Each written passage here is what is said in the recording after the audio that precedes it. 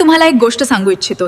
माणसाने माणसाला किती समजून घ्यावं हे कुठल्याही नियमावर नाही, तर फक्त आपल्या मनावर अवलंबून असतं. माणसाला समजून घेणं म्हणजे त्याच्या चुकीला लगेच शिक्षा देणं नाही, तर त्या वागण्यामागचं कारण समजून घेणं आहे.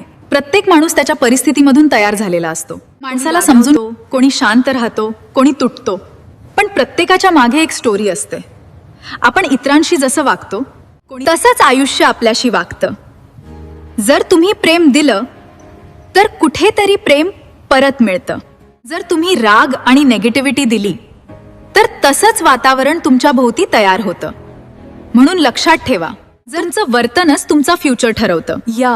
आपलं आयुष्य बाहेरच्या गोष्टींवर नाही तर आपल्या विचारांवर चालतं. एकच परिस्थिती दोन लोकांना वेगळी वाटू शकते, कारण फरक परिस्थितीचा नाही तर मनाचा असतो. एकच विचार चांगले असतील तर दिवस चांगला जातो, आणि विचार हेवी असतील तर सगळं जड वाटतं. दुःखाचं सर्वात मोठं कारण म्हणजे अपेक्षा.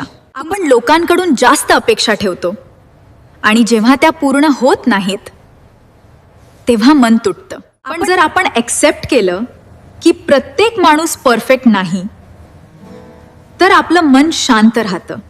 पण जर आपण सर्वात महत्वाची गोष्ट म्हणजे तुमची इनर पीस. लोक कसेही वागले तरी तुमचं मन शांत ठेवणं तुमच्या हातात आहे, कारण शेवटी तुम्ही शांत असाल तरच आयुष्य सुंदर वाटतं. माणसाने माणसाला समजून घेणं ही मजबुरी नाही, ती एक समजूतदारपणा आहे. आणि तुमचं आयुष्य तुम्हीच तयार करता. तुमच्या विचारांनी, तुमच्या वागण्याने. तू शांत तर तुझं आयुष्य सुंदर. तुझं मन बदललं तर तुझं संपूर्ण आयुष्य बदलतं. सिरीज आवडली असेल तर लाईक, शेअर आणि सबस्क्राईब करायला विसरू नका.